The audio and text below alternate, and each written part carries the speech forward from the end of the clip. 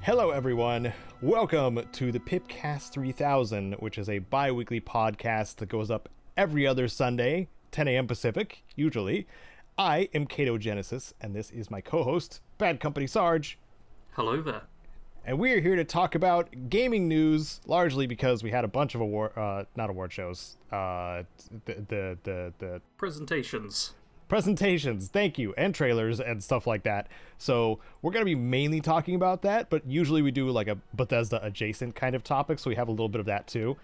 So expect that kind of thing. And maybe if there were some trailers that you missed about, games or we're in the era of remakes, if there are remakes that you missed, we might be talking about those too. But there was a lot, so we're not going to cover all of it, just mainly what we've been kind of paying attention to. Yeah.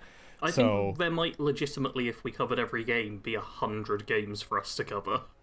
Yeah, it would be upwards of like 5 hours, and I might as well stream at that point. I might as well be a streamer. Yep. I can't do it. There's a reason I don't stream anymore. It's because I don't have that type of energy. Yeah, we are covering 8 hours of game showcases today. Yeah. So we're just focusing on the stuff that kind of grabbed our attention the most. Yeah, we have cherry picked the things, but we also have the presentations themselves linked below. And in the case of the PC Gaming Show, they have a Steam list of all the games that they showed. So like that's really handy for something like that. So you don't have to watch the whole thing. Thanks, phone. Thank you. I did hear that. My partner is safe. That's important. Happy Pride, everyone. Stay safe. I did find that we got some comments. We should probably do, thank you, Wasteland Legends, Sven and Rose. I'm all over the place right now, dude. Sorry. And yeah, we got multiple comments of the cast, including 2 on Spotify, and I picked one of them. There was a choice on Spotify? There was a choice between 2 of them. I refuse to believe it. Okay, well, I didn't post it because it was Finn poking fun at us saying, Will was the problem a couple episodes ago or something like that. No. So I grabbed the other one, but don't worry, Finn, we see all of your comments. You make so many, and thank you. We got to give other people turns. So yeah, if you want to take one of the comments, these are comments we grabbed from previous episodes, the previous episode, and then talk about it. Well, if we're doing 2 of them, then I'll take the shorter of the 2 YouTube comments. Ye Forthorn says, maybe you could do a Total War Warhammer free challenge run for YouTube, Sarge, like Bloodletters only with Skulltaker. I think this is because I'm pretty sure last time I talked about doing a Skarsnik Goblins only challenge run just in my free time, which was a lot of fun. And I've made like a few Total War Warhammer videos and streams in the past on YouTube, and they've always done like really poorly, which does make me lean away from doing a challenge run of that game on YouTube. If I could think of like a really short one, like 4 or 5 episodes, then I might be tempted to test it out. But especially because that game, like, you spend like over 100 turns in it, and you fight entire battles on some of those turns, and it's a lot of time. Like, it'd be a huge time investment. And I'd be really, really sad if it was like, you got 12 views this week from that series. I'd be like, ooh, yeah, nobody wants to watch that. Which is a shame. Yeah. So that's why I'm probably not going to do that. Sorry. Yeah. I also want to do, like, I've just started a new sub-series of a broader series of Fallout 4 stuff on the second channel, and I still want to do a Cyberpunk challenge run, which I've been planning to do for a while and just haven't had the time for, and I want to do an Outer Worlds challenge run before the Outer Worlds 2, which we'll be talking about later, so I've got a lot of stuff already on the plate. Playing things outside of our niche is hard. Yeah. I know that I've done Let's Plays of things that are completely not, or very, very not first-person RPGs, and often get punished for doing that too. Even if it's a guide or guides, like they do well in search, but like that doesn't translate to like subscribers that'll keep coming back at all. That's why you have so many like even though I have the mass, like the big like 20,000 or 200,000 subscriber number, like that doesn't mean much because so yeah. many of them are subscribed for like Cyberpunk, and like a handful of them are subscribed for like Prey and Deus Ex and like stuff that's adjacent to like RPGs or you know, immersive sims, but it's not my niche. So like they're just there kind of waiting for the next thing, or they just forgot about me. So yeah, I mean, you know, it sucks sometimes. I feel like that's the case for the vast majority of channels these days. Like, I've just checked a YouTuber buddy of mine, Jay Talbot. He does State of Decay 2 videos almost exclusively. And most of his videos are still like fewer views than his subscribers, sometimes like even as low as like a tenth of his subscribers. And it's just State of Decay 2. That's almost exclusively what he plays. It's like the people who subscribed for this content. And even then, like, a lot of people just don't show up. There's always a huge disconnect between subscriber count and view counts. It's for one of the many, many, many ways YouTube has changed over the years. Yeah, I mean, that's the benefit. I suppose it's the benefit of being Bethesda tubers, is because people can rotate between Bethesda games, whereas like some other games, people could be waiting for a sequel, and then that sequel kind of takes over, or they, you know, for a short time enjoy the game and then bounce off of it for other stuff.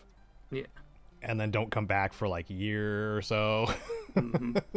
Or again, forget, because that happens. We all do it. We all can forget stuff. Unless we're elephants, but that's a different discussion. Yeah, so what I'm saying is, I'm glad to move the PIPCAST to its own channel. Yep. I made multiple channels a while back. I got punished hard for that. Yeah. As much as I really enjoy doing this, which is why I moved it, because so we could keep doing it and not further destroy what's left of my analytics on my main channel, or the algorithm, I should say. Anyway, I suppose I will take the Spotify comment, the one that I grabbed, because it's confirmation bias for me. Steeltown Eric said, Randy Pitchford is obviously resting on the laurels of how successful Borderlands 2 was from 2012 to 2014. It was so successful, they launched another DLC in 2019 tying together elements of previous games. This is clearly the flagship of the series due to the massive amount of DLC, how replayable it is, and the wonderful script writing. It really seems like Pitchford is still stuck in 2014 when Borderlands 2 was heavily streamed on Twitch or guides from YouTube released daily. I can see that. It seems like he's trying to bring that energy back at the very least. But maybe like the hype marketing was kind of similar for Borderlands 3, I suppose. Like they would like to recapture that, I'm sure, because that means more money. So, you know.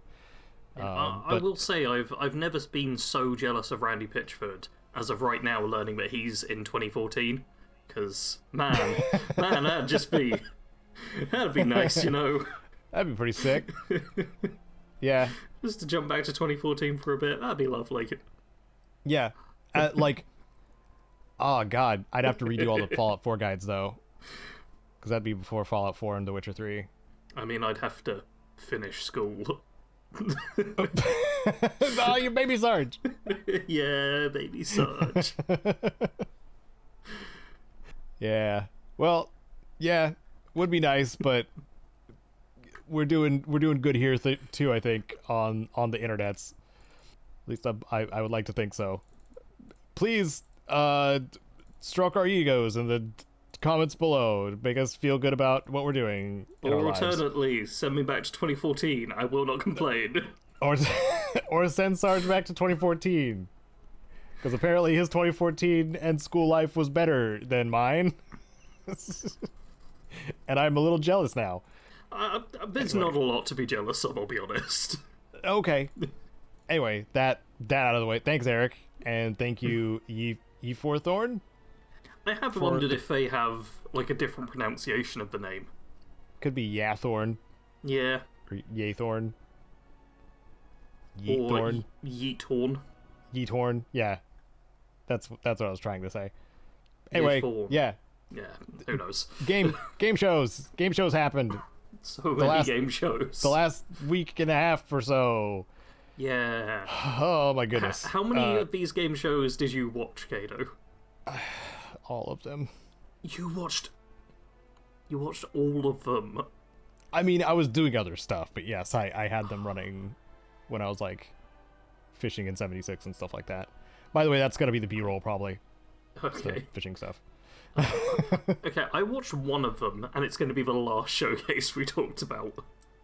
So I'm very much just going to let you take the lead. I mean, it's also going to be very obvious, like, that you're the one who's watched these, because the games we have listed as highlights are the most Caedo games possible. I was expecting you to put some down, so now it's just going to be a Caedo-coded, like, game spotlight. Okay, I can make mention of a couple of the things. Okay. I'll add those in while you start talking. All right. Okay. So, first and foremost, Summer Game Fest, which is like a multi-day thing. The main one kicked off on the 6th, which I believe was that was Friday last week, 6th of June. Oh my God, it's June. Jeff Keighley and Lucy James were hosting, though, which was really, really nice. Lucy James is cool. She's one of the GameSpot journalists. Oh, okay. Anyway, if you want freaking trailer shows, this is the Summer Games Fest 2025 is the big one. Side note, Atomic Heart 2, actually, something that a lot of us probably didn't expect. Yeah, that got announced. Yeah, what surprised me more was the amount of people I saw excited, because that first game, like, I played a tiny bit of it. I did it on a stream. I think I walked forward at one point and then had to watch the game play itself for like half an hour. That's my main memory of the game, and I'm not a fan at all. But apparently it's got a, like, dedicated fan base, I suppose, because I've definitely seen some people be excited about the concept of the second one. It's got bits that are good. I mean, it's got a killer aesthetic, for sure. It just unfortunately had a really annoying protagonist, and Glove that also was annoying. So it's like, I don't know. It's like what High on Life did, but, you know, more serious-ish, which doesn't really work too much. Yeah, I think High of Life, which is also getting a sequel, it's that worked a bit more because it lent heavier into being kind of ridiculous and absurd and stupid in a lot of ways. And it's a case of, if you like that, then you're very much getting that. If you don't like it, then you're not getting it. Yeah, if I understand right, High on Life was a lot more linear too, so it could be like much more like rapid fire scripted, as opposed to like explore a big area, then have a stupid conversation with a fridge, then continue, you know, exploring an area, then have a stupid conversation with your glove, then, you know. Yeah, it had some openness to the levels and stuff, but it was still fairly, you're just following the path. And you know, a BJ Blazkowicz adjacent main character being like, crispy critters, and you're like, oh, okay. Like, we're gonna make this happen, I suppose, but it's kind of B-movie cheesy. Yeah. So that was one of, I didn't even have that written down, but I was scanning through and I saw it. I saw the aesthetic, which, you know, the aesthetic is really easy to spot for Atomic Heart, which is a point in its favor. So anyway, another one I saw that I am interested in, because the second game didn't really hit right for me. I had a lot of complaints. Dying Light: The Beast is slated for August. I wrote it down. August 22nd. I should read my own notes. This is the the sequel that a lot of people think we should have gotten, including myself, because it is the continuation of Kyle Crane, the main character of the first game's story, because it was left kind of ambiguous in the first game when you did the following expansion. The expansion called The Following. So this is several years after the Haran incident, and Kyle Crane has been the subject of some bioengineering experiments. All right. Which is why it's called the Beast. So he has some like hybrid zombie adjacent powers, along with the ability to, drop kick them off roofs like before, and parkour and stuff like that. They're re-implementing guns and not doing some sort of dumb excuse like they did with Dying Light 2 on like why they don't have guns anymore. Yeah, that feels weird to me. Like, especially because you have to roll it back. It's always a tricky one to actually manage. They're giving us vehicles again, which again Dying Light 2 didn't have. But that's the weird thing. The Following is what added vehicles in the first game. Like, it wasn't even vanilla game that added vehicles. It was an expansion that added vehicles. So why would they squander that on the actual sequel of the game? Their choices were bananas for me. But they were talking about, how much they've paid more attention to their players. They're leaning into the survival horror elements a lot more, which is part of what made the first game more, fun in some ways. And I have fond memories of Dying Light as a franchise too, because that's where kind of mine and Nelsar's bromance started, kind of thing. So for anybody who doesn't know, Nelsar is one of my best friends that I gained online through our mutual friend Yorkshire Yank, who has kind of fallen off the map. So I hope he's doing okay, but we don't really talk to him anymore because he doesn't want to be contacted by like anyone, it seems like. But Nelsar and I still keep in contact and play games regularly together, and we're gonna actually talk about one of those at the what are we doing section. So I have extra reason to be excited for Dying Light the Beast, right? Like, we're going to co-op it. It's a matter of like if it's going to actually be that experience again, or if it's going to fall short like Dying Light 2 did. And I'm hoping it's the former. Another thing that caught me by surprise, and many others, many 90s kids, not Sarge. I'm kind of a 90s kid. It depends. You're a 90s baby.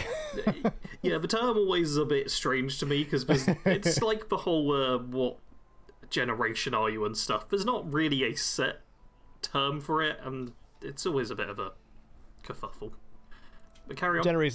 Generation Sarge. Generation Sarge. Yeah. Final Fantasy Tactics: The Evilise Chronicles. This is the Final Fantasy Tactics remake / remaster. I think it's remaster. I think it's more remaster because it is, the same game but with some updated stuff. So this is the remaster of Final Fantasy Tactics that came out on the PlayStation 1 way back in 97, I think. And it's going to have the translations of War of the Lions, which was the PSP release that came out later, and it was like director's cut version. It even had its own like really cool cutscenes in that stylized form that you can see the characters in. It's also got speed controls. It's going to have it's going to be available to play with the new interface changes and quality of life stuff, as well as the old version of the, like, they're both going to come packaged with the game, which is really nice. Like that is like the most caring way someone can do a remake / remaster, is being like, oh, do you want to play the original one as it was, or do you want to play, our new, shined up quality of life version? Yeah. And you'll have the option to do that. You can choose. I would be really interested to see really awesome. like how many people choose the old versus the new, because I'm aware of many remasters and stuff doing that, and it is a nice thing to include, but I have no idea what the sort of split on that is like. Yeah, I don't know either. I'm sure some people could, I don't know, maybe part of it was considered for like games done quick kind of stuff, or I don't know. I'm sure there was some other considerations put in, or just old heads, you know, respect for the IP kind of thing. Yeah, because it is one of the many like beloved titles from the PlayStation 1 era. Oh yeah. But like I poured hours into that one, so that's why I'm pointing it out, is because it's part of my nostalgia, and it's genuinely a really good strategy game, like one of the best I've played. Like kind of up there with XCOM, the Firaxis ones, which are outstanding, like they are god tier, and this one is pretty close to that. Should I say anything more about it, or should I just move on? Well, you know, I think you've been talking long enough, Caedo. Let's move on to my favourite upcoming game, Death Stranding 2. Oh yeah, you all know it. Sarge the Death Stranding head. Can't wait to pick up some boxes. I know that Sarge loves photo modes in games, and Death Stranding has had one of the best photo modes I've used, and I'm sure, I mean, I know you used it, Sarge. I know you played through Death Stranding multiple times, and certainly got all of the achievements, and even made builds for it, like it's one of only like 3 games I've ever 100%ed. You know, it's that good. Listeners, guess how much of that was a lie? So Death Stranding 2 exists, or is coming out, I assume. Yep. Right? Yeah. Is it out yet? It's out in about a week. Oh, man. It's out in about a week. Oh, Caedo. Yeah. Oh, I know, Sarge. Man, that's gonna keep you busy. Yeah. So it's obviously gonna be on PlayStation 5 to begin with as an exclusive, and then eventually come to PC, kind of like the previous one. Yeah. But yeah, this is a wild and wacky continuation from the first Death Stranding. Some of it does make sense to a lot of us now that we've played the first one, so we understand how the world works somewhat in Death Stranding. But it seems as though the sequel has expanded out to kind of the world as a whole instead of the United Cities, or you know, former United States post-apoc. It's now kind of expanded to, you know, other regions of the world. Yeah. But in that, you know, Kojima post-apoc Death Stranding kind of way, which, you know, is weird and wacky. Yeah. And you play as Norman Reedus again, which is great. You have an actual baby now instead of BB in the pod. You don't have, I would guess, I don't know this, but I would guess you don't have the baby on its own the whole time, because that would become cumbersome, I think. Just having a, you know, Kojima could do it, I'm sure, but having a baby attached to your, having a baby attached to your chest when people are firing live rounds at you is probably not gonna look great optics wise, so I have a feeling there's gonna be something that'll put the baby to the side. Because there's gonna be a lot more combat focus in this one too. Yeah, that is something I do actually kind of appreciate as a combat heavy person. I do like that a lot of the stuff I'm seeing involves combat and stuff, because I feel like the biggest complaint for people who didn't play the first Death Stranding was, it's just a walking simulator. You just walk around and that's all you do. And obviously there was more than that to it. It triggers me. It triggers me so much. Yeah, but there was more than that to the game, but also that was more of a gameplay element than what people actually consider walking simulators to be. Yeah. But this game, I think, will have broader appeal just from the way it's being marketed. Yeah. Yeah. Because it does get crazier, too. Like, there's like an actual crew in the ship. Like, you're not operating just by yourself anymore. And they all have like some different like quirks or aesthetics, or like one of the characters, I think her name is Tomorrow, which is going to make things all kinds of fun and stupid with how people talk to each other. But she can like teleport with like phase through the ground and teleport, and like has like tar powers. So her intro that they showed was really, really freaking cool. And then Troy Baker is back as Higgs and is now, you know, a corpse paint rocker boy with a literal electric guitar that shoots lightning at you. And there was also a cyborg ninja because Kojima loves those. So like it's gonna be nuts, and I am here for it. I want that in my veins. This is why I'm a gamer. But what we linked was I think it was the extended interview where it had like game premiere. That's right, with several of the actors, as well as the composer or the music artist that Kojima has brought on to make adaptive tracks for the game that will adapt based on like what kind of terrain you're dealing with, because there is a lot of walking around when you're delivering stuff, and kind of working with the terrain and different things happening in the environment. So an adaptive music track was added to that to make it more impactful, where like the music can crescendo, like we did with Avowed. Avowed did that a couple of times, where the music would crescendo when you went up a tower or something like that to get a view of the landscape. Very much like that. Yeah. And like it would like go down to like, drums and stuff like that, and more percussion stuff, like when you're in lower points of the landscape. Really cool when games do that. I just kind of wanted to point that out. Nothing else to say about that. I'm excited for Death Stranding 2. You'll probably see B-roll of it, because I'm likely going to make a following tips and tricks, because believe it or not, my first Death Stranding tips and tricks is in my top 5 performing for like the last several years. It like even though we did complain about niche a little bit ago, Death Stranding is like the weird outlier that people keep coming back to my channel to look at, and it's so weird to me. Just like Kojima's games. Yeah, I am aware that it's like one of your big videos, but I wasn't aware it was doing quite that well. No, it's at paying rent numbers. Ooh. Yeah, it's over 1 million views. It's bonkers. It's your 17th most viewed video you've ever made. Yeah. Isn't that wild? Yeah. One of these things is not like the other.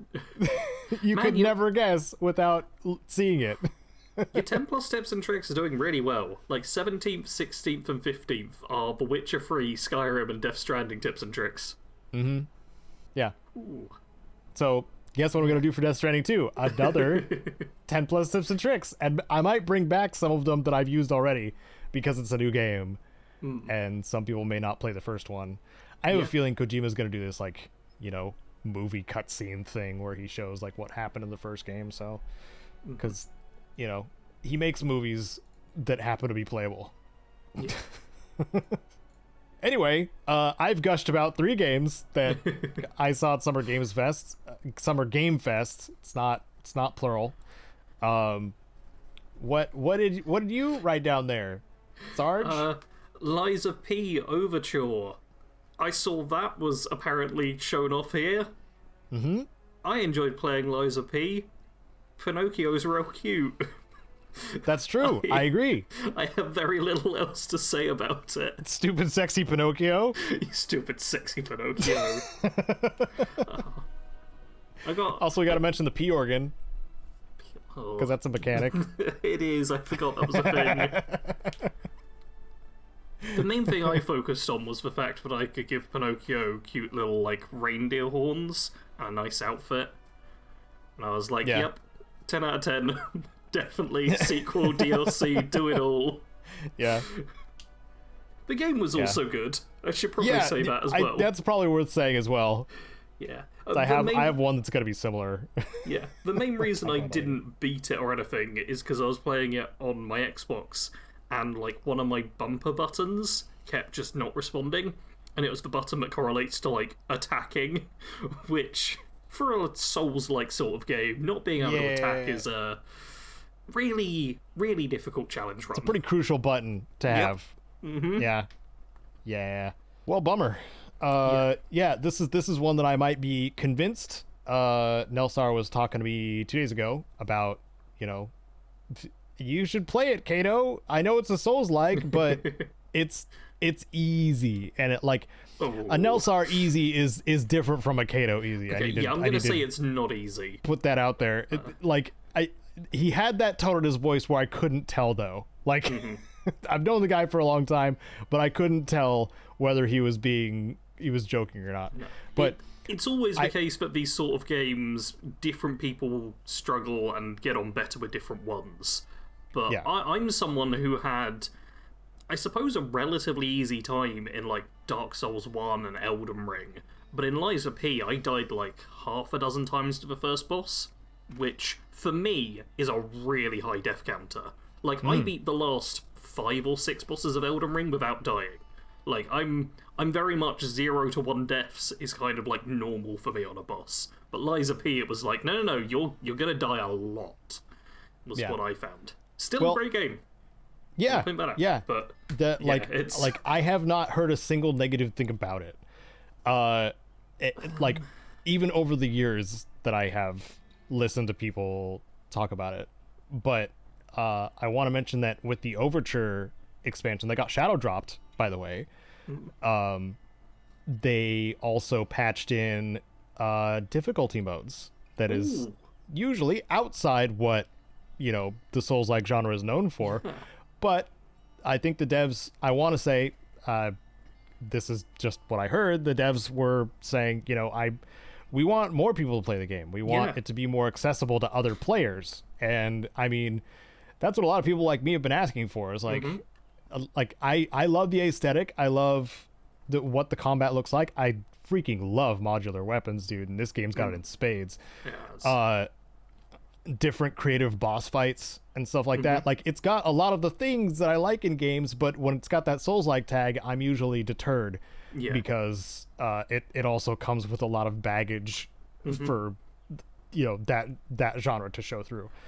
I am so on board with difficulty settings. Oh, for sure. Like, as someone who is now like a proper Souls veteran, I'm still in the camp of no, it'd be better to have difficulty settings.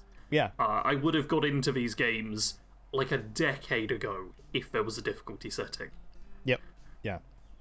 So I may be enticed to actually play it, but I've also bought quite a few games that I have not played yet over the last few weeks. So like Expedition 33 is still sitting in my library. I think it's still installed and I haven't even opened it yet. Oh man. Because I have other things to do and play. But yeah, Stupid Sexy Pinocchio expansion. If you want to play your Stupid Sexy Pinocchio, there's more now to play. Great thing is I'm seeing cosplays of him as well, now that Lies of P is in the news again. Awesome. It's good. Let's move on to the next gaming showcase. Yeah! PC Gaming Show 2025. This existed.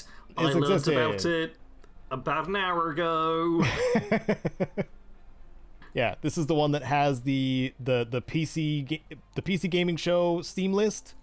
So you can just click on it and it'll show all the games that were shown. Obviously, if you click on their Steam store page, you'll see the trailers that were shown too. So this one's a lot easier to navigate, I would say, if you don't want to watch the whole show. Yeah. Which I don't blame you. Yeah, if you just jump to around the hour-ish mark, that's when Pizza Bandit appears. So you can just watch that one. That's fine.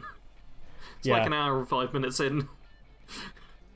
Just Pizza Bandit time. It was also, I was gonna say this one was also hosted by Sean Plott and Mika Burton. Yeah, I didn't recognize him at first. Is it because he's bald? Yeah, the last time I saw him, he looked quite a bit different. Yeah. And especially because most of the shots were kind of distant, so to speak. They were, like, proper... You could see, like, the entire torso of these people and stuff. Yeah. Rather than, like, close-ups. You can see their feet. Like, the entirety of him is on camera, which is a weird way to shoot it, I will say that. It's got that weird PC Gamer magazine demo disc aesthetic. That's what I get from it. But unfortunately, these two are great on their own when they are improvising and or streaming and or, you know, hosting something. Yeah. Like hosting just being themselves. But this is heavily scripted and you can tell. I must admit, I've not watched this, but the comments are pretty negative on this video. Like, people seem the least happy with this showcase out of all of them. I didn't look at the comments because I knew what was going to happen, because this has happened before with something that had, I think it was the last PC Gaming Show, actually, that had Sean Plott on it as well. Like, he is a charismatic, good commentator, but when he's let off the chain, basically, or doing it his own way. I mean, you do you remember Spellslingers? I mean, this was ages ago at this point. That's what I know Day 9 from. Yeah, that was his Magic the Gathering. You know, I'm gonna bring on one of my famous friends and we're gonna play Magic together, or I'm gonna teach them to play Magic. Yeah, it's also a brilliant way to learn to play Magic the Gathering. They did a really good job with, like, the production of it, just isolating card elements and explaining them as the match goes by, so you can really see it in real time while watching two fairly charismatic people have a good time playing the game. Yeah, and it you know, raised my awareness of other, you know, interesting people in the gaming space as well. Tabletop gaming space too, especially. So anyway, I'd say look at the Steam list for this one, even though I am a fan of Sean Plott and Mika Burton. They're they got forced to read scripts and it feels like that to me. For the things that were shown, though, I got really excited when I saw Neverwinter Nights 2 Dungeons and Dragons Neverwinter Nights 2. They added the D&D logo on it just in case you forgot, because it's an old IP. Enhanced edition that's, you know, coming sometime soon. I didn't write the date down for this one. Whoopsie. This is a remaster, right? It's coming on July 15th. July 15th. Wait. What? It says pre-orders will be available for the Dungeons & Dragons CRPG on July 15th when the game releases on Xbox, PC, Nintendo Switch and PlayStation 5. Which is a weird sentence, and I'm not sure if that means you can pre-order it on July 15th, if it releases on July 15th, or you can pre-order it when it releases. I think that's a grammatical error, is what that is. Yeah, like, that's bad sentence. So pre-order now, available July 15th, is more succinct and makes more sense when it comes up on screen at the end of the trailer. So I would pay attention to that. Yes, that makes total sense. But yeah, and because it is an older game, it has been ported to pretty much everything. So PS5, Steam, Switch, Xbox, also available on GOG. And if you're on PC, GOG is awesome. It's how I got the original Neverwinter Nights 2. Unfortunately, and fortunately for our case, Neverwinter Nights 2 was not in a very good state for playing. Like, the first Neverwinter Nights, I've geeked out about it a lot because it has gotten constant support. Like it is kept alive by the fan base to almost feels like to the degree of like something like Skyrim or something like that. Like there's custom modules all the time. Like some of them have been made to be like official because they're that good, kind of thing. And then here comes Neverwinter Nights 2, which was it was Obsidian's take on Neverwinter Nights. The first one was BioWare. The second one was Obsidian. I should have mentioned that, actually. But this one, I think there was some legal issues or something like that prevented it from being kind of revived in any way. Yeah. Up until now. So, but now, because the first one had so many technical issues, it's a relief to see that it's coming back and going to be more easily accessible to people, because I missed out on this one because I think Kite and myself played it or tried it a few years ago, and it was just kind of a pain to even try to play together, whereas, you know, the first one is you could just jump in and play. Yeah. So this is one in particular that I'm excited for, because I haven't gotten to play through Neverwinter Nights 2 because of how jank it was. So, and now we have an official remaster, which is awesome. What else happened at the PC Gaming Show, Sarge? I saw a couple of other games. 007 First Light is a James Bond game, and I'm not really a James Bond fan per se, but this is by IO Interactive, who make the Hitman games, and those are very well made, and I could see them doing something just with James Bond that is the same sort of thing, and it working quite well. The reason I'm actually excited for this is not because I want to play it, but because I want to see lots of the free ways to play videos from outside Xbox.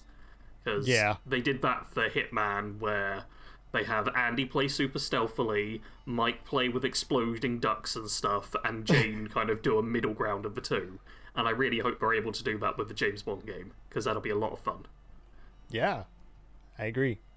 Yeah, that's all I have to say about the James Bond game. But there's also Baby Steps, which, weirdly enough, I watched this small YouTuber play through the demo for this morning when I was doing the washing up. Oh. So that's fresh in my mind. And it's... was the game Quap? There was a game where you, like, used the keyboard to lift parts of a character's leg up on a running track. Like, this is a bit of an old internet thing, but that was, like, a really popular game before games got moved to Steam and stuff. This was, like, a browser game sort of thing. And it's that same mentality where you have to try and move your legs and walk forwards, and it's a real challenge, because you have to do the parts individually. If the getting over it with Bennett Foddy vibe, it's got a similar thing to that. Trying to, well, it's climbing a thing too, like that. Yeah. The thing that I really like about this game is the writing, which is not normally what you say for those sort of games, though. Yeah, it's got some off the wall, like, Adult Swimmy kind of dialogue, which I thought was kind of funny. Yeah, I watched a YouTuber called Victoria Spongecake. She was playing it, and one of the points that really did crack me up quite a bit is she fell down a mudslide accidentally because she was trying to take a shortcut, and then when she reached the bottom, she ended up in, like, a little cinematic between two characters where they're just talking about the hole they fell in being damp, and the guy like, oh, but I dug this and it was a dry hole, why'd you make it wet? And it's very stupid comedy, but very well delivered. And it works really well, and I want to see more of it. So yeah, that's good. Well done, Baby Steps, you got my attention. Yeah, and that was our focus from the PC Gaming Show, I guess. Yeah. Talk about one of the things that we saw in the next one. Segue. Woo. We're on to the Xbox Game Showcase now, which I actually watched. It's gonna be me talking from here on out. I really enjoyed the showcase. It was quite a lot of fun. It was mostly just trailers, but there were a few boring bits. Like, they bring up the ROG, the Xbox Ally ROG, or whatever they're gonna call it. Yeah, this is the new Xbox handheld. Yeah, which by ROG. It doesn't look bad or anything, but they're announcing it like while the Switch 2 is coming out, which feels just like bad timing. Like, it genuinely does not look like a bad handheld console. It's got, like, a lot of cross-playability stuff, and it gets, I think, your entire Xbox library and all that stuff. So there is some, like, good premise to it. But it's also, like, the Switch 2 is coming out, and that's going to keep people's attention much more, unfortunately. So, bad timing, but that looks interesting. In terms of games, there were a lot of trailers, and the trailers in this presentation were really, really good. Just well put together trailers across the board. Even the games that I don't really care about, I still enjoyed watching the trailers. So I want to just give some credit there. When it comes to the stuff I was interested in, I'm actually going to talk. I'm going to start by talking about Clockwork Revolution. Do you remember this game at all, Caedo? I don't think you realize that In Exile made Wasteland 3. So I do realize that, Caedo. I'm familiar with In Exile. Yeah. So of freaking course, this has been on my radar since it was announced. I'm actually taking a quick look to see when the announcement was, because it was a while ago. Yeah. Like a long while ago. My guess would be like 2021. You may well be right there. Annoyingly, I think the trailer may not even be on their channel. God, their channel's so stupid. I'm on their YouTube channel, which is where the current trailer is, and a lot of their videos are not what a games company videos looks like. Oh yeah, they have their like meme videos. Yeah. That they show. Okay, I can't even find... Okay, 2 years ago we had the reveal trailer. Oh, okay. God, which... Yeah, their YouTube channel is so unlike... It feels like just some guy who's got a channel. It doesn't feel like an official channel at all. No. But I'm like 99% sure it is. But yeah, we had this announced like 2 years ago, and then nothing about it ever since. And it looked really interesting, just kind of like a steampunk sort of RPG. That seems cool. But now we have like an extended showcase of it with characters and story and gameplay stuff. We get to see some of the character creator, where you choose backgrounds and have traits, and just... It looks like a really, really good RPG. Mm-hmm. And it's so cool. It's so cool. Yeah. It's I think my favorite part is that In Exile, like whoever I mean, it's probably Brian Fargo, to be honest, was like, well, it looks like the Obsidian boys are going into the first person market, see how that goes with the Outer Worlds and stuff like that. So they were just like, yeah, we might as well give it a shot. Because they're both isometric RPG kind of companies up until recent years.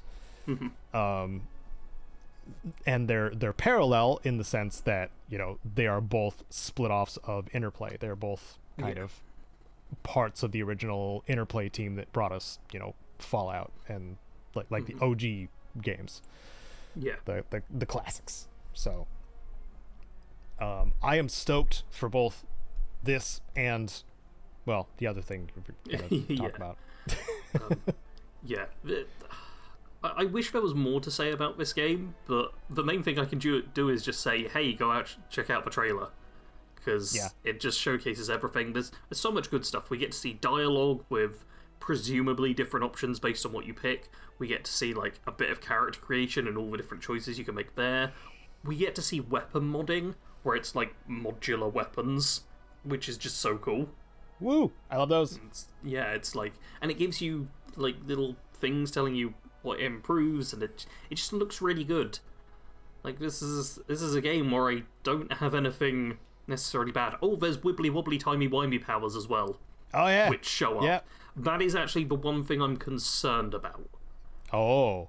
Because while it could be amazing, I find that like time travel in video games is like a real flip of a coin. It could be more wobbly than wibbly. Well, it's either really well done and works brilliantly and just enhances the game a ton, or it just kind of feels bad and sometimes gimmicky and sometimes like creates issues and whatnot. But this looks like it could be really good, especially the fact that like when you die you basically rewind. I'm really hoping that's gonna make it so that you don't have game overs, because if you don't have a proper game over, that just makes it so much more immersive. And I think we don't need game overs in most games anymore. I think we can do without them. Like honestly, I want to say the way they were describing it was like a power that has like a cooldown kind of thing, so it can't be used all the time. I mean, I guess it kind of makes sense, but kind of like, Prince of Persia. Yeah. My annoyance there, though, is I assume there'll be, like, quick saving and stuff, most likely, though. Yeah. So you're still going back. But when you... I really love it when games put in some kind of element to explain, like, oh, okay, you haven't lost your progress, or you haven't properly died, or something like that. Like, a lot of games do it. More immersive instead of gamey. Yeah. And there's different ways to go about it. Like, Borderlands has the New You stations, which work out as, like, a funny kind of way to do it. The best version out of all of them is Shadow of War and Shadow of Mordor, where you just do return and the game reacts to it, and it's brilliant. Yeah. But anything like that I'm a fan of, so now I'm disappointed. 0 out of 10. Can't believe they didn't make it better. Why did they put the Nemesis system in the game? Yeah, Obviously, why isn't the Nemesis system just in here? What could possibly prevent that from going to other games? I don't know, Sarge. I'm totally ignorant to what's happening in the gaming landscape. No, Clockwork Revolution looks really, really good. Yeah. And yeah, I decided to only list like a couple of games from this showcase, and this is like my second best one out of all the games that got shown. And the only reason it's second best is because we had an extended showcase of The Outer Worlds 2. Yeah. There's some interesting things that were shown in this presentation. Mm-hmm. There was so much. What would you like to mention first? God, I don't even know where to start. There's so much stuff. Because not only did we get like a little trailer within the showcase itself, but then right after the actual Xbox game showcase, we had a half-hour presentation which delved into like so much stuff within the game. Yeah. Like, I will say this looks like pretty much all of the negative things about the first Outer Worlds. They seem to be trying to address them, and obviously we won't know how good a job they've done of that until we actually get to play the game. But the fact that like combat and skills and creating your character and all of that stuff just seems to be getting improved in different ways is brilliant. Just, yeah, I'm really looking forward to this. This is like the one other new game that I'll be covering this year, it looks like. So I have high hopes and fears. I really want this to be good. Yeah, me too. Me too, Sarge.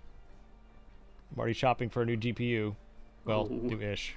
You already know my struggles. Having Ben Schwartz on there was pretty funny too, for the extended presentation thing.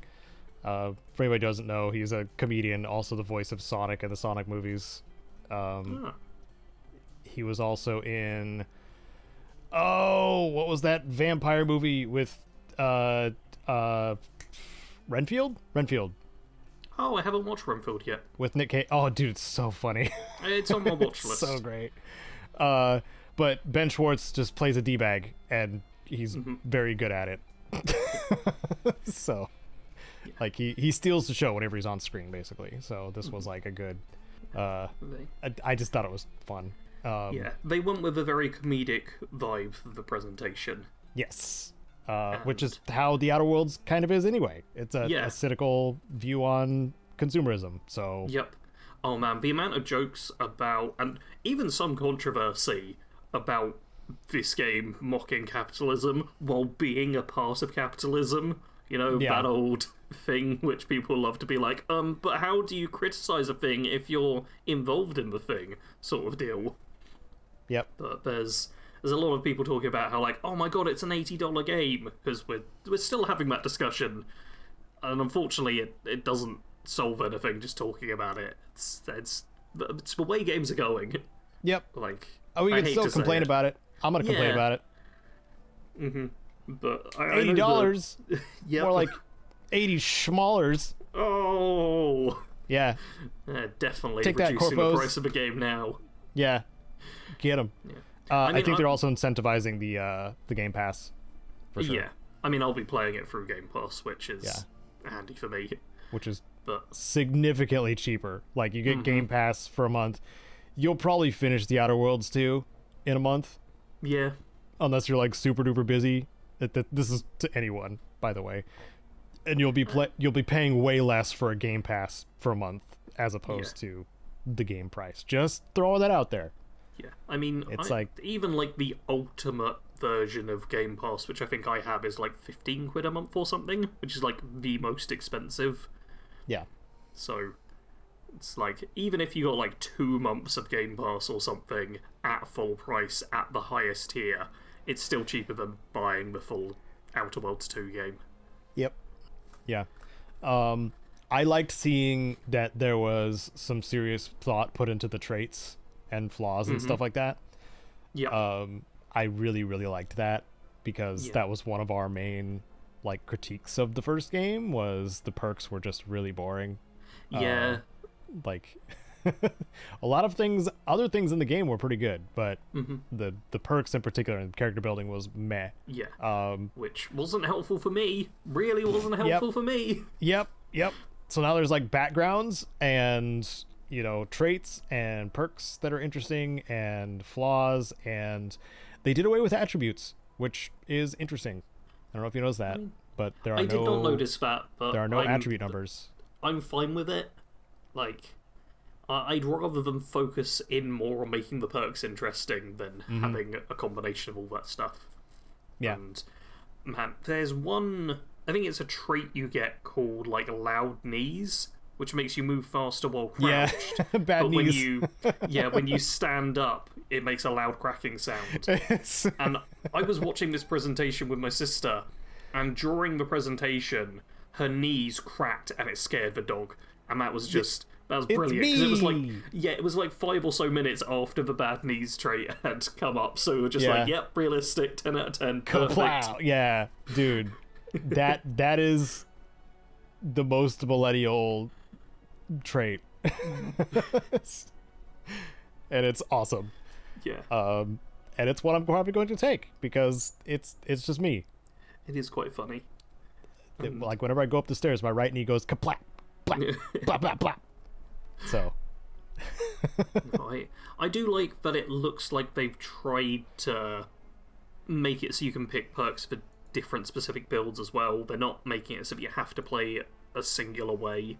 Also, I think I talked about this previously when we had just like a little Outer Worlds 2 trailer a while back, but the TTK, time to kill and time to die, those seem to be much longer in this game in general, which was one of my biggest complaints of combat in the first game, was you basically had to build a tank if you didn't want every combat just to be incredibly short and either play a pure stealth or just never get stuck into a fight and get shot at. Yeah, I mean, we'll see. That can vary for sure. But I mean, the fact you're saying that attributes and stuff aren't in there, I think that hopefully means just like base health's going to be a bit better. Because that was something I did not enjoy about the first game. Yeah, there might also just be some hidden things that, like, you get through gameplay that you get to choose to make yourself more, you know, based around a play style or something. I don't know, because obviously they didn't show everything, because that would be spoilery. They didn't show everything, but man, they showed a lot. They did show a lot of stuff. The improved shrink ray, where it actually allows you to step on people now. Brilliant. That you shrink. Love it. That's just Duke Nukem. That's what Duke Nukem 3D did. Oh, everyone's favorite game. Nope. I have different kinds of nostalgia for that game. different types. I see it through a very different lens nowadays. But there were parts of it, like the shrink ray, that were pretty freaking cool. I really hope I can make like a pure science weapons build. I'm also considering, like, as a concept, if it'd be possible to do like a full challenge run where I only use science weapons, because that could be super fun. But I have no idea how viable that'll be. Yeah, because I do remember in the first game, like, science weapons weren't particularly good per se. the problem I recall with them was just getting your hands on them and actively using them as your main thing didn't work out as well as just playing the game with like a standard strong weapon. Well, one of the ones they showed was that tar gun, which I believe is a science weapon. So like already there's something that has some offensive capability. Yeah. That they were showing off. Yeah, I hope so, because that'd be cool. Because I had to wait until the freaking one of the expansions, not Muron Eridanos, the other one, in the first game to get like a science weapon melee. Yeah, I mean we had like a about time. Yeah, I think we had a fancy science melee weapon shown off in this trailer or the showcase, right? The rhythm action game one. Oh yeah. Yeah, that one's great. Yeah, it's like I don't remember it properly, but it's like a big two-handed weapon that if you hit in time with the beat, you get like more damage and stuff. Yeah. It's Hi-Fi Rush, the sword. Yeah, and that just looks really, really cool conceptually. Yeah. Just cool stuff. Excited for The Outer Worlds 2, which is coming when? October 26th? Is it the 26th? 29th of October. That's 3 days off. So yeah, we've only got 1, 2, 3, Don't count. 4, Don't count. 4 months. Don't do it. We've only got 4 months, Caedo. No! What on earth am I going to do for 4 months? Genuinely, what am I going to do for 4 months, Caedo? Play Death Stranding 2. Oh, no. I'm not buying any games, Caedo. Come on, Sarge! It's not happening. It's fine. But one other thing I do want to mention just briefly about the game is they're making it take place in a different sector of the galaxy. System, that's it. Yeah, I couldn't think of the exact word. And I really like that, because it stops there being too much of the contradictions with what the player did in the first game versus what is canon in the second. Yeah. It still gives you like a lot of similar stuff. Like we've got Auntie's Choice, which is the conglomeration of Auntie Cleo's and Space's Choice, so we get a lot of familiar stuff, but it also doesn't restrict you too much to what happened in the first game. Oh, it there's doesn't mean also, we're just going to the same places. If I can compliment the aesthetics for a second, they don't have that overly aggressive chromatic aberration filter anymore. They which do not know. Makes me so happy. I can look at things without my eyes acting like they need glasses. I'm planning on really doing messed me up with the first game. I'm planning on doing a challenge run of the first game soon, and like the more we're talking about the second game, the more I'm dreading going back and playing the first game. Okay, so only launch version of The Outer Worlds, it was a major problem because they patched it and also added a toggle for chromatic aberration, because when it first came out there wasn't a toggle for it at all. Like you just had to deal with it. But yeah, you could just turn it off in the first game. But I've also downloaded a Space's Choice edition, which I remember people being angry about, and I can't remember exactly why. I mean, it was performance related, pretty much. Well, hopefully that's been fixed. I think so. I'm pretty sure. Good luck. Yeah. I mean, fingers crossed this game won't have too many performance issues when it first comes out. I think Avowed is a good example of Obsidian can make this sort of a game without it having too many issues at launch. Yeah, I also saw some reused assets for Space Spiders. The animations, at the very least. Yeah. I'm very much in the camp of you should be reusing assets and stuff from your other games. Oh, absolutely. I know a lot of people online are like, oh my god, the devs are so lazy. They reuse something from a previous game. And I'm like, no. If you're having like the same thing or something similar in the next game, cut corners and take that time and spend it on stuff that matters. Don't cut corners in the way that executives like to do. Cut corners in the way that... I'm talking about developers. Work smarter, not harder. Yeah. I think it's a better way to say it. I'm on that one. Like, you don't need to make a new Iron Dagger for your game in the second version if the first one is fine.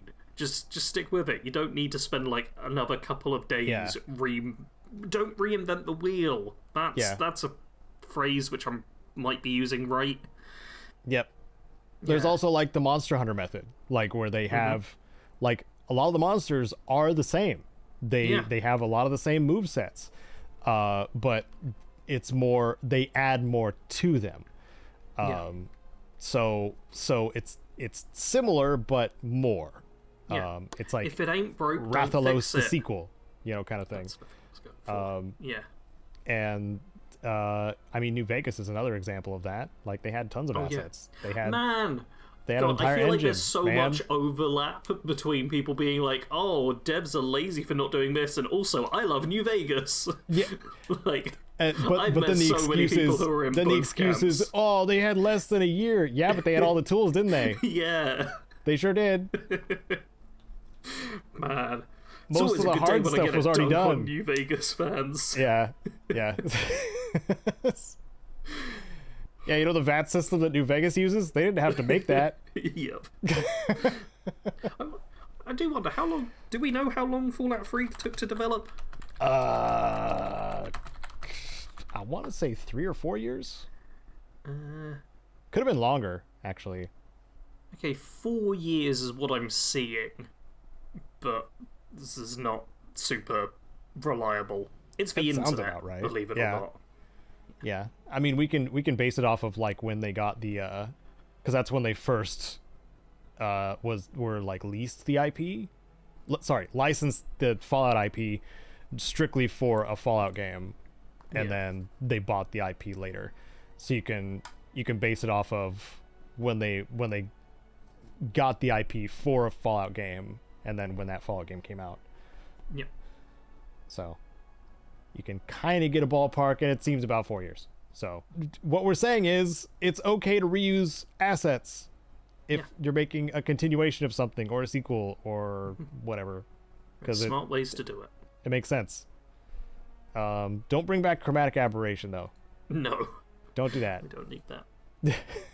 You know what? I just hope they've got a lot of settings for like graphical stuff right at the start. Yeah, same. Like, I don't want to have motion blur. I want a VSync toggle. I want chromatic aberration gone. I want even like depth of field toggles and stuff. Head bobbing, don't need that. Like, so much stuff that. You mean the nausea simulator? Yeah. I like not throwing up constantly while I play my video games. I know it's a bit much to ask sometimes, but yeah, if I want to play VR, I'm just gonna play VR. Yeah. As someone who doesn't have a VR headset, I should not be nauseous playing video games. It's only specific ones. It's the ones that have a lot of first person movement that can get you nauseous.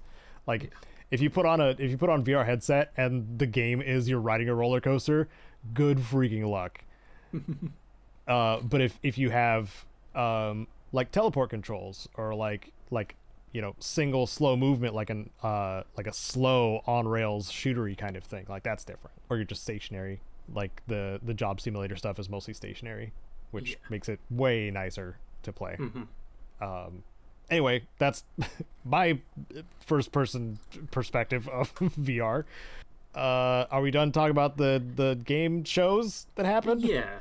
I mean, I honestly think we could talk more and more about Outer Worlds 2, because every time we've brought up something, I've remembered something else, but there's plenty of time to talk about that later. No doubt towards the end of the year we'll have multiple Outer Worlds 2 focused PIPCasts, so for sure. Something for people to look forward to. Yep.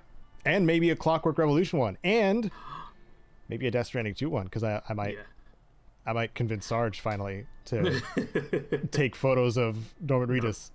No. I will say, I don't actually like how the Death Stranding games look. Like, I'm just not a fan of their aesthetic design. Like, I'm not saying anything bad about it. It's just not for me. No, Sarge says it sucks. But yeah. Get him, commenters. One little thing I want to quickly mention as well is we don't have a release date for Clockwork Revolution. It's coming in due time. So, just for anyone who was thinking that we missed that or something, due! Ha ha ha! It's coming in due time. That means June. It's coming in June, Caedo, which is this month. It releases today. How could we have not have figured this out? I like your phonetic gymnastics you just did. I'm on the internet, Caedo. I've got to be picking at straws if I want those headlines. Yeah. Well, another thing that happened, which did get also shown at one of the presentations, but is more, focused on what we tend to do a lot, it was the Fallout 76 Gone Fission update. Yeah, before the actual Xbox Game Showcase, it was just like cinematic footage of people fishing in Fallout 76. Yeah. Which was very chill. It was so chill. I loved it. Yeah. How much do you know about this, Sarge? How much have you done in this update? Played the basic quest and caught about a dozen fish, Caedo. Wow. Yeah, that's right. I played over an hour of Fallout 76 the past 2 weeks. So I think we can agree that I'm the expert on this news topic today, right? Yep. You can get a fishing rod and catch fish by standing near water and doing a little minigame. The minigame confused me quite a bit because I kept getting my left and rights muddled up, depending on if it was at the top or the bottom of the screen. Yeah, because that changes it. The positioning is messes me up all the time still. Yeah. Were you playing mouse and keyboard or controller? Mouse and keyboard. Ah, okay. I do wonder if the minigame's easier with a controller. It probably is. Because it it very much is, gave that vibe. Yeah, because it's a dot in a circle. Like, yeah, it looks like a analog stick controlling minigame. It's good. It's like I should say it's fine. It's it's a better version of what Skyrim did, because Skyrim was just a button prompt. God. Skyrim is like bottom tier fishing mini games. Oh yeah, it's so bad. This is not top tier. This is definitely not top tier. No, but it's a serviceable mini game. No, it's like this is something to do that requires some skill, and also has like an upgrade system with your rod and stuff, so it can become easier that way. Like, I get what they were going for. Yeah, and if you want to, you can literally make fish bits, and then use those fish bits to get a bunch of legendaries. Like, you can gear out your character. If you like just fishing, you can gear out your character by doing that. Yes. Which is nice. It's actually a nice thing that they did. Even though it's fully randomized still, it is a nice alternative to getting more legendaries. And I don't know if you saw about the different ways of getting bait, improved bait, that is. You can get it from doing public events. You can get it from after you do the initial quest for the fisherman. You can also get improved fishing bait from coolers and fridges that are lootable. You just find it around the world. And you can also get fishing bait from caravan runs. Oh, I didn't know that. Yeah. Because I know you get it as well from the daily fishing quest you can pick up from Fishman. The daily fishing quest gives you probably the most. Fisherman. Yeah. There's two characters that are introduced. There's Fisherman and there's Man? So, I'm sure they've got names, but that's how I know them. Captain Raymond Clark and the Fisherman. Wait, is the Fisherman the fish man? Yes. Or yes. Oh god, that's going to confuse me so much, because the other guy's the Fisherman in my brain, and he's Man. Well, that's okay. There's a Lovecraftian implication that he's being mind controlled by the Fisherman anyway, so he's kind of one and the same at this point. Like they're a symbiotic relationship. Yeah. But yeah, also there's some cosmic horror stuff in this little update as well, which is pretty cool. Those of you who like the Lovecraftian things, there's a little bit of that in there. Woo. So we're the plot reason is we're catching fish for reasons. That's the guy's that's what just they like, tell us. I love to see people fishing. I wish people would fish more. Yeah, bring like us all fish the justification for something. Yeah. The Linda best Lee? character. Yep. Yep, is one we missed out on. So why don't you talk about her, Caedo? Linda Lee is a giant hermit crab that is living in I believe, Raymond Clark's boat. So it's a giant boat that happens to have a hermit crab living in it underneath it. And Linda Lee is the one that you feed all the fish bits to, and she coughs up a legendary every 25. So nice. You catch a bunch of fish, bring Linda Lee some fish bits. She'll be like, bleh, here's a legendary. Yeah. That's another way to get legendaries. Yeah, I will say I very much like the fact that they've geared this whole thing more towards relaxed players. Yes. Because I feel like that's a lot of the way that the 76 community seems still a bit split. There's the people who are like, well, I need to do 10 billion damage per hit of my weapon, and I'm just going to grind the same 3 events for like 5 years in a row until I get the exact modifiers on my weapon in order to one-shot kill everything. There's that community, and then there's the, oh, I'm just going to chill out and have a good time and build my camp, and oh, isn't it pretty side of the community. And those seem to be like the 2 big crowds for 76. And I appreciate that this update leans more towards the cozy players, who just are there to have a good time and take it chill, and not really care about most of the stuff going on. Yeah. And there's also been a nice variety of people who made, fishing themed camps where they have their weather stations set up, where largely rainy weather and radiation weather have, adjust the types of fish you can get, or the odds of getting different types of fish in the zone you're in. And having other players making fishing docks for you and different cooking stations and stuff, just having everything ready for fishing is really nice too. Nice to see that community aspect as well, being like, we're kind of all on board with this update. So let's help each other out, kind of thing.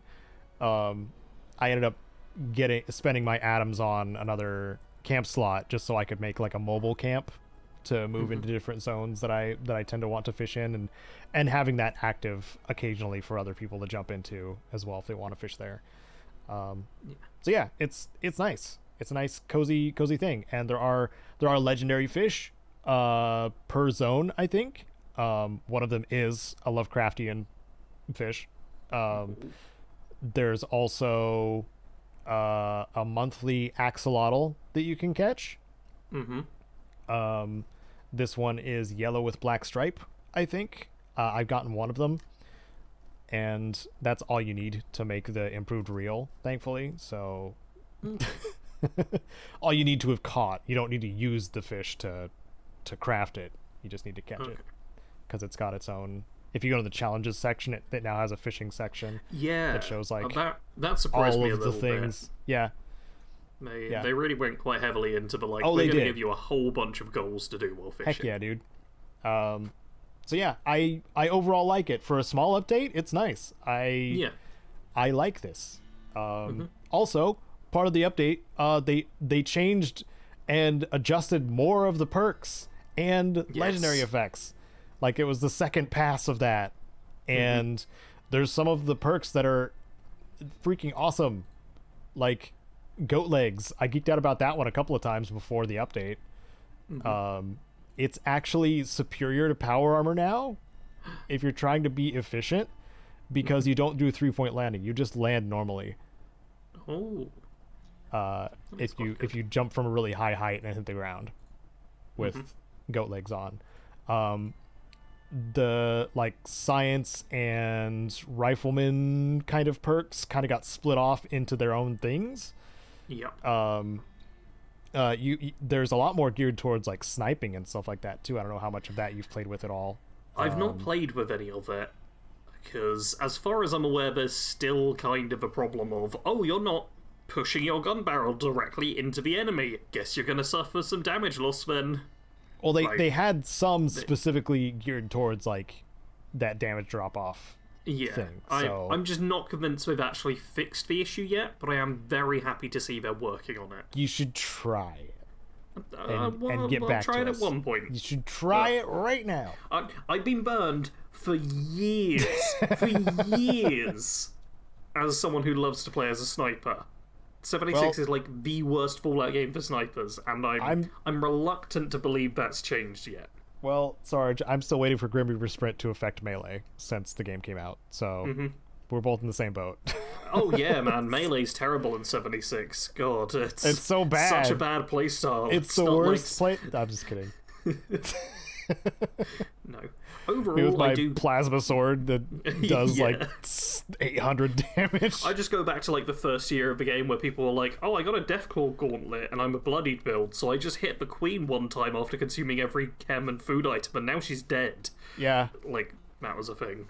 And I largely didn't play bloody builds, and I was still busted once I had that Deathclaw gauntlet. It's absurd. Still. Yeah. No, I do love that they're changing the way damage perks work, because Rifleman is one of the things I'm sure you're talking about with the whole sniper thing, and previously it was just 3 ranks and improves damage with rifles, which was boring. But now, each rank gives you additional damage to enemies who are far away from you, which is just cool and good, and like works for a sniper build, but has other uses to it. Like, it's much more interesting, and I love the changes they're making, and it gives me some hope for future Bethesda games having interesting perks. Some. I want to put emphasis on that. Some hope. I'm not going too hardcore on like, yeah, their perks are going to be great now, but I really hope so though. Yeah, because some of these are really good. Like when people were asking about the shotgun, or when we were talking about shotgun perks in my 76 chat in Discord, I brought up we talked about love to spread, because I was like, isn't it spread the love? But it's weapons that fire 3 or more projectiles gain 30% range. Yep. So that's automatically something that's different from your standard damage perk. Yeah. Then there's Shotgun Champ, which is plus 10% damage to crippled targets per projectile your weapon fires. Yeah. Which is insane. And then Scattershot is 20% of the damage dealt to a limb is applied to all limbs to your target. Yeah. So there's a lot of synergy with like crippling builds now for like doing bonus damage to enemies that have crippled limbs. And along with this update, a lot of the like boss type enemies, like the Imposter Sheep Squatch and stuff like that, got crippleable limbs now. So this build is more viable in that sense too. I love that they did that. I'm gonna toss it up real quickly. There are 23 enemy types who now can be crippled that couldn't before. Wow. That's like, because previously in the daily ops, basically everything was immune to crippling, and they've just completely removed that. But then like a whole bunch of where you fly away to a different location? I can't remember what that's called right now. Expedition, yeah, the expedition enemies, like most of those were immune to crippling, and they've changed that as well. And then, like you say, stuff like the Sheep Squatch Imposter, or Imposter Sheep Squatch, that's removed as well. So, yeah, I'm very glad they've done that, or else crippling builds would not work against so many things. Like, in daily ops and expeditions, crippling builds would just suddenly be terrible. But now they can just be generally good, which is nice. Yeah. I moved on to using a plasma caster because of the different perception perks that came out. Some of them are really, really strong, and some of them even affect other weapons besides ranged, which is also great. Yeah, I like it. Good update. Yeah, like I am so happy with the perk changes they're making. Same. It's good. Like, they're making a lot of positive changes. And it does make me feel slightly bad that I did play for like a couple of hours over the course of a few sessions, and that was it. Because I played the game, there's not really enough that I feel like I want to cover it, because I'm not like a regular 76 channel anymore, and I've got other things that I'm doing. It's like, it's not that 76 is bad, and it's getting better, and I've had a lot of fun with it, but as someone who's played like well over 1,000 hours. Well over 1,000 hours of the game. Bajillion hours. Yeah, it's like, this stuff is all cool. I'm gonna play something else now, is unfortunately what I keep doing. We've lived to see a legendary drill become a usable weapon. We have. Yeah. Which is weird. It's weird to me. Like if you get a furious drill, yeah, it'll actually kill stuff now. I'm pretty sure like one of my earliest Fallout 76 videos includes like me, you, and Kite running around with drills. Yep. That's why I brought it up. Yeah. Because it was garbage. It was completely useless in like it did ones to the enemy. Yep. So many ones. Yep. And now it actually does stuff. Yeah. 76 is, in my opinion, the best example of continued support improving a game. Like yeah, for sure. I genuinely think it might be the poster child for games can improve if you just keep working on them. Because considering how bad like launch and early days was for so many players versus what the game is like now, it's, in my opinion, the biggest glow up. I mean, Starfield kind of learned from that a little bit, at least making a less buggy launch. It just, Starfield's content is just not following the same path. Starfield learned one lesson and added about 20 extra mistakes in at the same time. It's a real shame. Also, we're not getting continued support for Starfield. Like, we've had 1 or 2 updates this year, I want to say, for that game. 76 I has, like, monthly updates, I swear. I want to say they're being really quiet because of other Bethesda stuff coming out. And also, like, they want to have the Starfield or the Starborn expansion done before they, like, show something again. Because Shattered Space. I listened back to our episode again on Shattered Space. Yeah, that's a fair review of that DLC. Juxtaposed to 76, which is doing really well when it comes to content. Oh, I found a fun bug, by the way. Oh, yeah. Each new season or update comes with a new scoreboard and new rewards from that scoreboard and stuff like that. It's like the battle pass kind of thing. But I got to the rank 46, I think, where it gives you the freezing based harpoon gun. Okay. And it's got a fun bug with it right now, which causes the Fléché mod on it to make enemies go faster instead of slower. Oh dear. So I was trolling one of the queen bomb drops by shooting the queen. she went super fast like Sonic and almost killed Jared in the process, and it was really funny. Yeah, so I hope that gets patched soon, because I would really like to use the Fléché version of that harpoon gun to really give it a proper try, because having that much... I mean, the Cold Shoulder is among the legendaries that you can get that are preset, one of the best, and I imagine this is going to be similar to that, because this one causes enemies to make freezing patches on the ground too. Okay. Which is an additional thing too. So I'm excited to use it when it works, when it's how it's supposed to. So yeah, that part's cool too. Want to say that's pretty much it. You got nothing else to say about fishing? I mean, I've caught a lot of fish. What else is there to say, really? Yeah, I mean, I think it will be fairly apparent that the fishing side of things I didn't enjoy hugely, and there was a big reason behind that.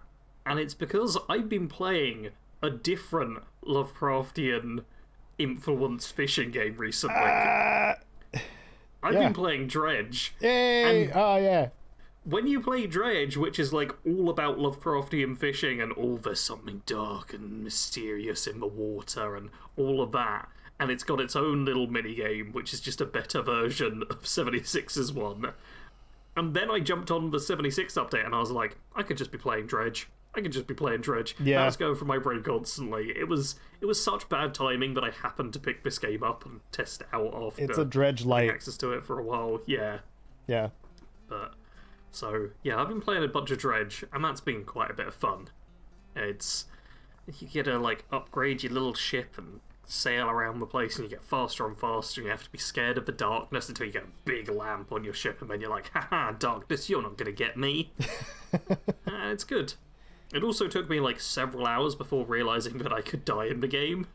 What? Because yeah, you can like properly destroy your ship and you just die, and it's like, well, going back to the lost load point, and I was like, oh, I had no idea. I thought my ship just got damaged and I couldn't fish anymore. I had to repair it, but no, if you really mess up, which I did by like just taunting creatures in the deep, then your ship gets destroyed by the fish.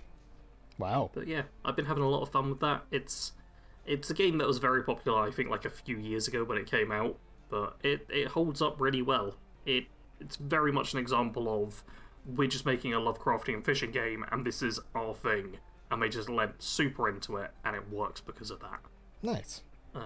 Obviously, I've also been playing Oblivion, because that's been the main content thing on my channel. I don't believe it. I wrapped up the challenge run on my second channel, which took a lot of work because of so many bugs and glitches and crashes and stuff. But I forced myself to finish that challenge run. I got it sorted. And on the main channel, I've started some challenge builds, which are like each of the 10 races have certain skills raised at the very start of the game. And I'm trying to create characters for each of them that are just using those raised skills. And so far, that means I have an Argonian who is a melee build that's not allowed to wear armor. Yes. Which, it turns out, is the most fun I've ever had with an Oblivion character. Yeah, because you had to focus on illusion. Yeah, because I had to become an illusion melee fighter. And it was a blast playing that character. I already have the next couple of builds, like, recorded and edited and stuff. And, yeah, I'm gonna have them released weekly for the first few, and then probably go to every other week, because Oblivion's had quite a drop-off on my channel, and YouTube does not like me covering it, apparently. That's just general Oblivion drop-off, I think. There's another thing that's happening as well, which is the rest of my content is getting fewer views while I'm covering Oblivion. I don't know why exactly, but YouTube's just like, oh, okay, we're gonna stop showing the rest of your content to people in the same way we used to. So even though the Oblivion videos are doing, okay in terms of views, my channel overall is getting fewer views than back when I was covering anything else, which is very weird and annoying. I've also started a second Fallout 4 challenge run on the second channel, which is a strong/strength theme challenge run. Which, you know what? I'm not going to talk about it. You'll have to go check it out if you want to know what it is. Yeah. You go recruit strong, and then you throw them at everybody. Kind of. And casually I've been playing Total War Warhammer 3, because I like that game, and it gets lots of updates, and it's good. What is Total War Warhammer 3, Sarge? It's a Total War game set in the Warhammer universe. Oh, okay. That explains it all. You play as Warhammer characters, commanding armies and taking over the old world. It's a lot of fun. What have you been doing, Caedo? I have been playing a lot of things and trying to work through depression, which causes me to be in cope mode, where I just play a lot of games and procrastinate and nap a lot. So what I did was I had been talking about connecting with my buddy Nelsar again a little bit, us hanging out some more. We decided to play A Way Out together, which is the first of the Hazelight series of cooperative games, as far as I know. So they recently just came out with Split Fiction, really good game. They did It Takes Two, also really good game. And weirdly enough, A Way Out, also really good game. Yeah. You can see the beginnings of their ideas for developing a cooperative experience that is fun to play off of each other when you're playing it together. Yeah. A Way Out is your two escaped convicts, and you're, trying to escape the law, basically. It's a very straightforward plot, I think. Up until twist moments, which they tend to do in a lot of their games. Yeah. But I'm obviously not going to spoil that because, it's another one to play with a partner or a friend or something. So do that. It's fun. Nelsar and I had a good time. And I learned that a character named Malum Caedo was in a Warhammer 40k game, and that 40k game is Bolt Gun, so I bought it immediately as soon as Maxine told me that. So my preconceived notions were already there. Like, I already knew it was like a Doom-inspired boomer shooter, and I'm like, all right, sometimes I like that. Sometimes I like just, senseless violence with, really nostalgic graphics that you can change aggressively too. Like, they have a lot of like retro filters and stuff like that in the game that you can change. Like, you can make it look like a 240p image with like pixel graphics and stuff. It looks awful, so you can really crank it one way or another if you want to. But it's fun. It's, very straightforward. Some of the levels are a bit repetitive, but I think that was just because of the pacing of a game like that. Like, they probably just wanted to, pad it a little bit so you weren't just sprinting through the levels as quickly. But yeah, a lot of fun. I also played through the Atomfall expansion, Wicked Isle. Ooh, how was it? It was more Atomfall. It was pretty good. It answered some questions for sure on like, if you have some questions about the main the main plot related to Oberon and stuff like that, like, it does answer some of those. Oh crap, what's the name of the island? I forgot. Wicked Isle? I mean, it's the Wicked Isle, but it's called something else. Outside of Casterfell Woods, not Jersey. Isle of Man? I only know actual isles. I'm not sure if it's named after one. Midsummer Island. There we go. Oh. Yeah. It's got a big cathedral as its centerpiece, or the ruin of an abbey as its centerpiece, I guess. And it's got, a few little bossy enemies you can do. Here's something that I thought was interesting. I sent Sarge a screenshot immediately as soon as I found it. They added more skills to the expansion, obviously, because expansions expand things. But part of the ways of getting skills in Atomfall is reading these manuals, these training manuals.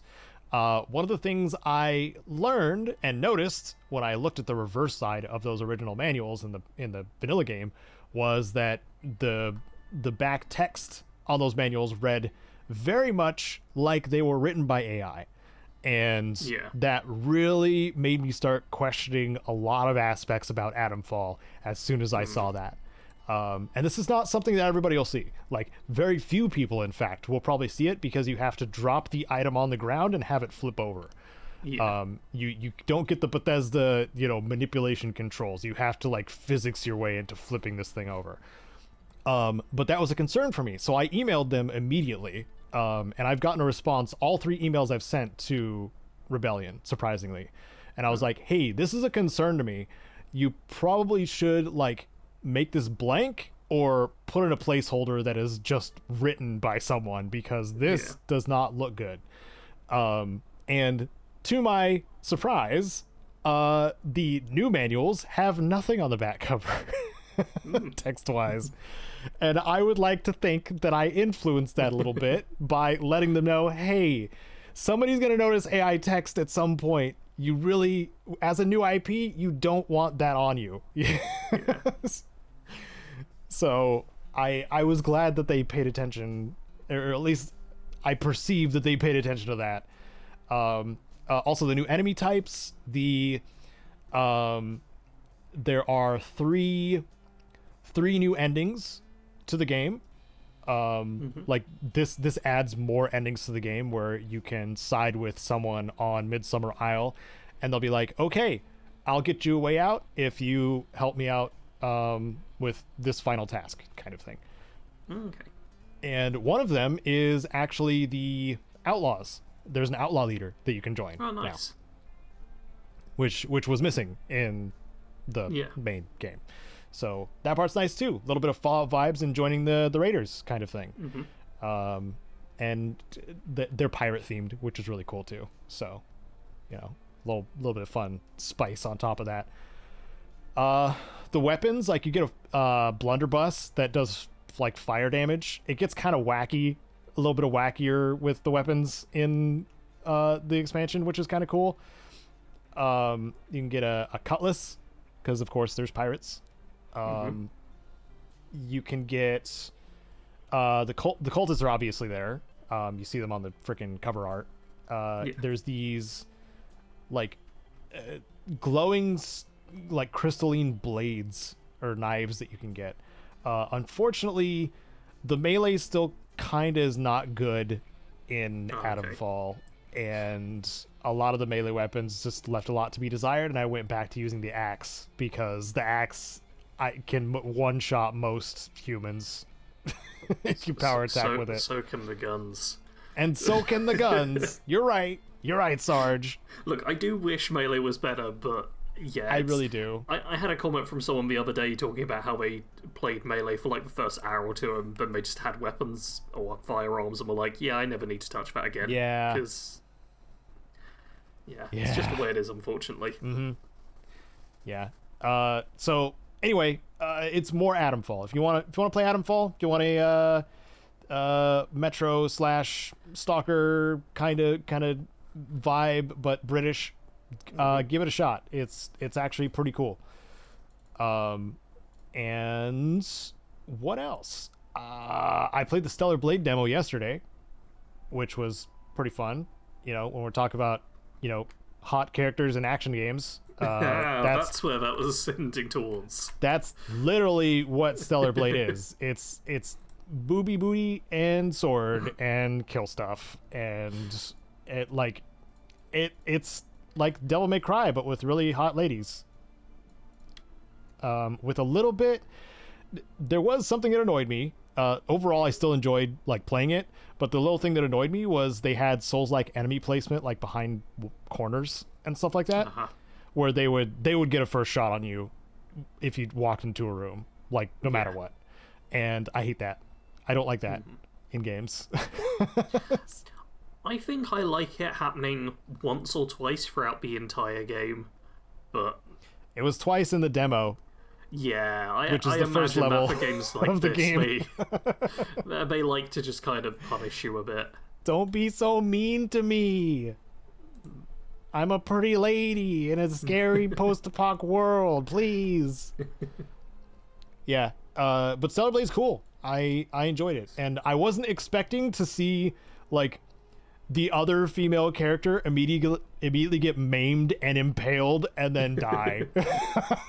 Like spoilers. I was like, it's the intro. Spoilers for the intro, everyone. It's spoilers for the intro.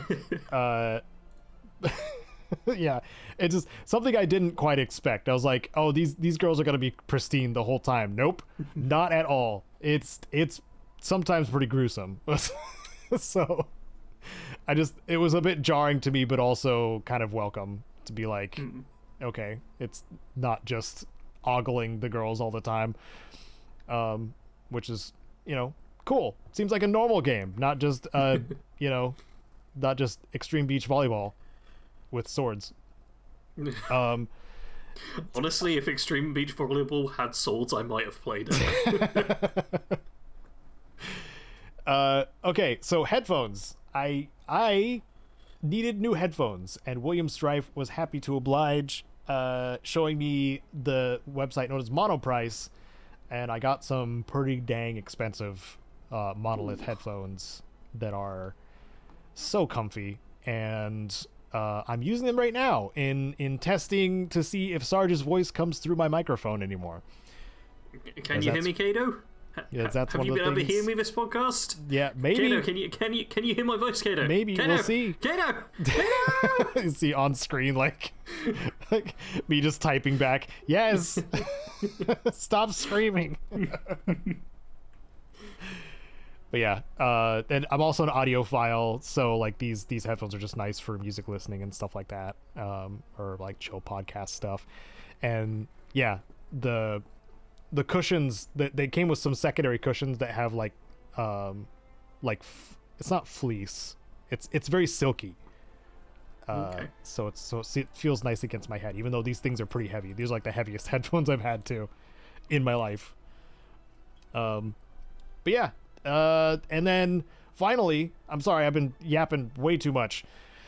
The big magic guide thing for Oblivion. I too have been playing a lot of Oblivion, obviously, and I need to get this done before Death Stranding 2.